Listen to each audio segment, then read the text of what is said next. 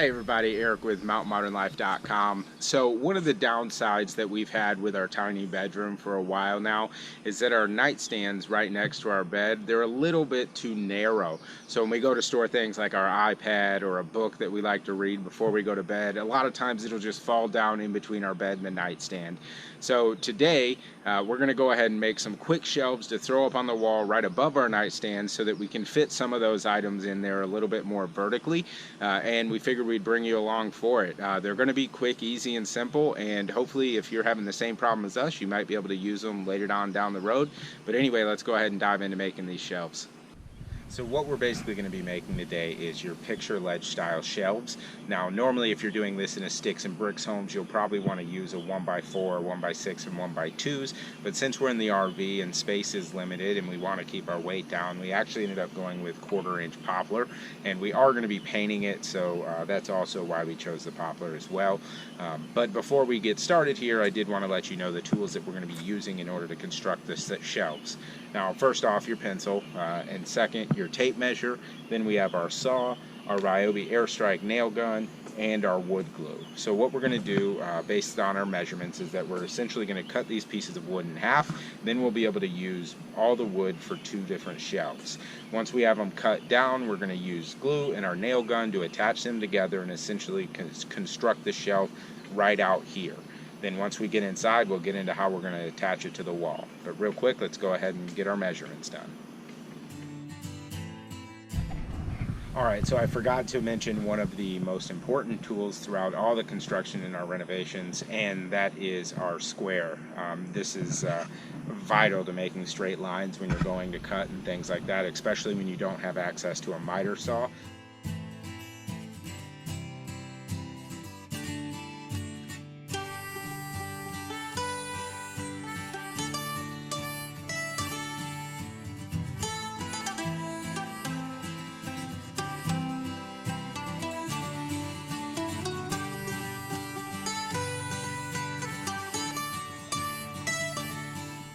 Alright, so as you can see, we do have our wood cut here. To the left, you can see that we have our Ryobi airstrike with 5/8 inch 18 gauge nails in there. Then we have our wood glue. Now the piece on the left we actually haven't put together yet. It's still apart. We're going to go ahead and show you how we glue it and nail it down. The piece here on the right we've actually already put together. We used wood glue and the nails to make that happen, but I'm going to get a little closer for you here, and I'm going to show you why it's kind of important to take your time when you're nailing. Sometimes when you're working with thin wood like this and you're using the brad nails, sometimes it can poke through the front. So as I zoom in here, you can see there to the right how I have little nails poking through the front along the back side. You can see there's only 3 of them there, and you can see that on the front there aren't any of them. So on the front I actually had Katie working with me and helping me out. On the back we were actually trying to film it while she was running the camera, and you can see there that I got a little off on my nails, so they came through there. Just something to be aware of when working with thin wood and the brad nailer, that sometimes that may poke through. We're going to try to fix that on the shelf to the right, but with the shelf with the left, we're going to try our best to make sure that doesn't happen. But I'll come back with you real quick and show you us gluing this down. Okay, so as you see here, I actually have a whiteboard down. This is the picnic table underneath here where we're staying, and we didn't want to get any glue or anything on there, so we put a whiteboard down. But anyway, let's go ahead and put the glue going.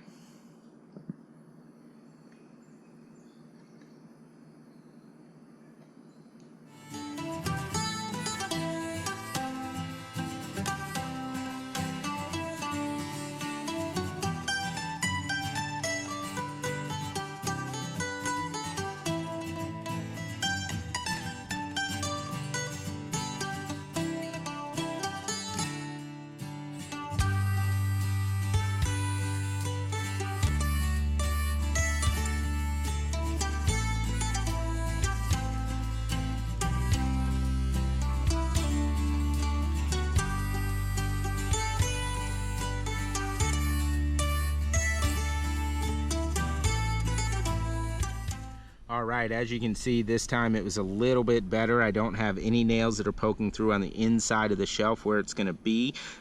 We did go ahead and already wipe the glue up. If you are going to be wiping glue up, sometimes it's easiest to do so with a wet rag. It helps get rid of the excess glue. Just something to keep in mind. But at this stage, we're going to go ahead and fill in the nail holes from the other side where we put them in, and then we're going to paint it white, and then we'll get to attaching them to the wall. So we finished the construction of our shelf, and as you can see here, I actually went ahead and primed and painted it, and we painted it the same color white as the walls because we really want the shelf to kind of fade away into the wall and kind of disappear. Now, when we got finished with the shelf, we considered a couple different ways to attach it. We were thinking maybe screws or our pop rivet gun, and then when we got to thinking about it, we decided to go with Velcro. Now, you might have seen in Katie's previous video that we hang up a lot of our wall decor with Velcro, and when we were thinking about the shelf and the fact that we use 1/4-inch wood, which is extremely light, and then thinking about what we're actually going to use the shelf for, we realized that we're not going to be putting a whole lot of heavy items up here, so it's not going to be holding a lot of weight. So we figured with the Velcro we could go ahead and use that approach, and as long as we don't get any separation from what we're putting in there, we can just roll with the Velcro. Now, if we keep going down the line and we realize that maybe there is getting a little bit of a sag, or maybe it's pulling the Velcro apart, then we can go ahead and add a couple screws or something like that to hold it better into position. But for right now, we're going to go with the Velcro, and we really think that that's going to get the job done. Now, as you can see here on the back of my shelf, I did already put my piece of Velcro on this side, so then it was on to getting the wall ready. So the first thing we did is we grabbed some rubbing alcohol and we wiped down this whole area. That way it would make sure that our Velcro we were putting on the wall would adhere correctly and really attach, which is what you want when you're using Velcro. Now, after we cleaned it up, we came over and we marked the center position for the lamp. Now, for us specifically, if you're doing your own, this may be different, but for us, we wanted our shelf to actually be off-center from the lamp a little bit, giving us a little bit more room on the back end. Now, the main reason we did that is because we are going to be storing notebooks or maybe an iPad on the shelf, and if we would have centered it, they wouldn't have been able to stand up or lay in there because they would have hit the lamp. So we pushed ours back a little off-center, but it was still important to have the center of the lamp. And the reason it was important to have that center is because I grabbed my level and I wanted to create a level line here that I could see and have it drawn on here so that when I attach my Velcro, I can just line up and attach it directly and know that this piece of Velcro is level. Now, one thing to note too is that Velcro is very forgiving, so if you don't have an exact level line when you're placing your shelf up there, you'll be able to adjust it and know for sure, or be able to adjust the shelf and make sure it's level. But anyway, that about wraps up getting the space ready. We have our lined and our edges marked, so it's time to go ahead and attach this piece of Velcro. So what you want to do is peel off the back blocking piece.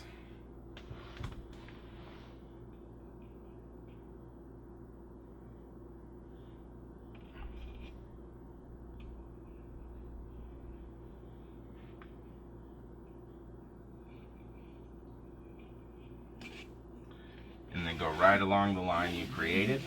And you'll want to really push it in there.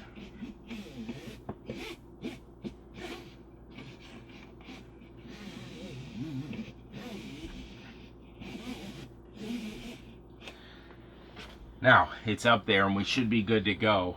One thing to note though, before you put anything too heavy on items that you've Velcroed up on the wall, you probably want to give it about 24 hours just to make sure that the adhesive's really stuck, both against the wall and on the back piece of your shelf. But just for example real quick, we'll go ahead and stick it up there and see what happens.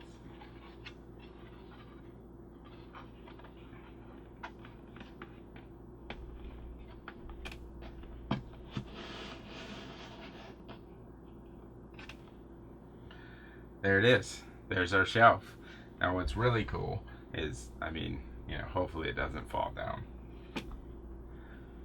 We go ahead and put a little notebook up there, little phone up there. Now the cool thing about this, and really the main reason that we wanted these shelves up here, is because a lot of times at night when you go to put your phone over here on the nightstand, you might have something else like a water or something like that, and you go to put it up here and then it falls down in this crease beside the bed and it's extremely uncomfortable to get down there and get it out.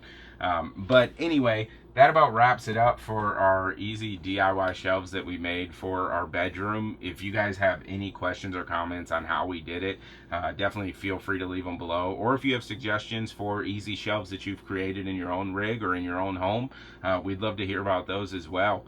But anyway, thank you much for swinging by today. Don't forget to subscribe, and we'll see you guys again soon.